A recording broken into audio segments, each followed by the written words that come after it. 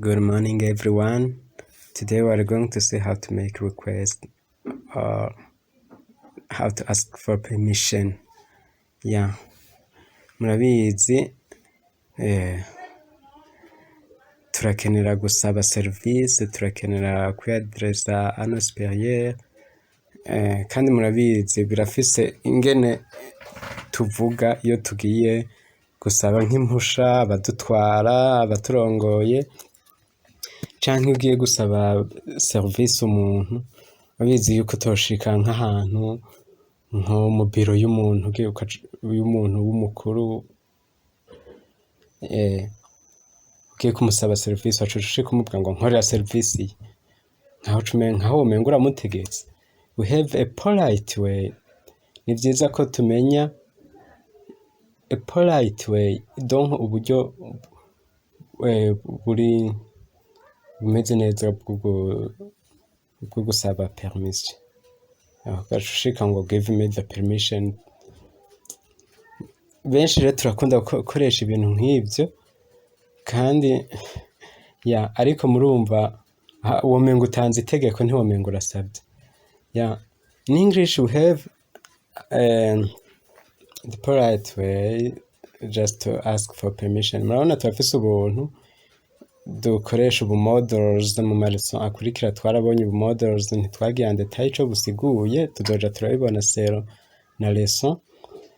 Let's see how to use these models: can, may, could, n'utu tundi tuntu nyene dukoreshwa turiko turasaba impusha.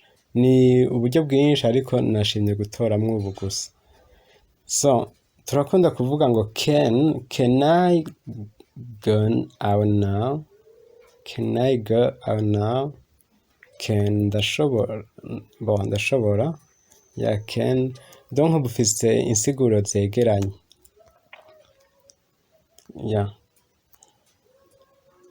Ariko ntibusona kumwe mu matwi y'ubwumvise. Kandi murabibona ukuntu agenda butandukanye.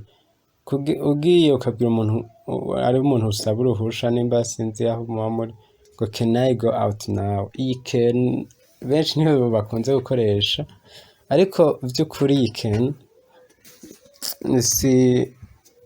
siyo nohanura abantu kuja murakoresha kuko vraiment siyo iri poli cane. Presume iyi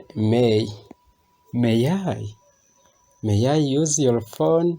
Iyi irasona neza kurusha can I. Canke turafise iyindi ngo could. Iyi rero aka niko abantu bakunze gukoresha kumvikana neza kuri kurasaba service, kumvikana ko uri kusaba permission, kumvikana. Could you please help me? Aka karasona neza kurusha uko ubwira umuntu ngo can you please help, ngo can you help me? Could you please help me karimo kwicisha bugufi, karimo imvugo nyene iryoshe kumviriza. Bazi yuko ushobora gusaba service canke gusaba ikintu ukakibura bivanye n'ukuntu wakivuze, kubera imvugo yawe wakumva ati uyu muntu vraiment ari important. Hariho akandi kantu dukunze kubona, do you mind? Do you mind if I open the door? Do you mind? Aka nakandi karakunda gukora kandi gasona neza. Canke ugakoresha would you mind? Would you mind? Uca ukoresha simple past nawe uri kuvuga ibintu vy'ubwo nyene. Would you mind if I used your car? You see? Donc utu n'utuntu dukunda gukora. Surtout aka could you basi may, ariko can ntikari sico kimwe n'utu. Canke do you mind if I? Would you mind if I? Hari uburyo bwinshi ushobora bwo gutanga permission canke kuyima umuntu. Umuntu aguhaye permission canke ushaka guha permission umuntu akubwira yes may, bivanye na ntuze yabajije akoresheje. Yes, you could. Yeah. Sure. Canke ukamubwira please feel free. Yeah. Sure, go ahead. Utu ni utujambo dukoresha uriko utanga permission. Yeah. Ni nkuko no kwima permission umuntu birafise ukuntu bivugwa vy'urufasoni. Kandi nk'abantu uba wiyubashe murabizi n'ikintu mu kucanka umuntu acanka mu rufasoni. Yeah. Yeah. No, please don't. Canke ukavuga I'm afraid not. Ukavuga unfortunately I need to say no. You see? Donc donc kwima permission canke yeah.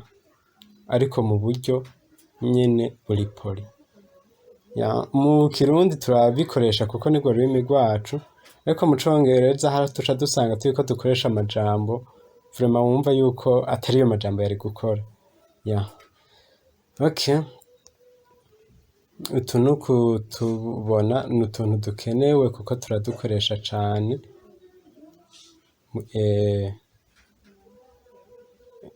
Donc mu buzima bwa misi yose.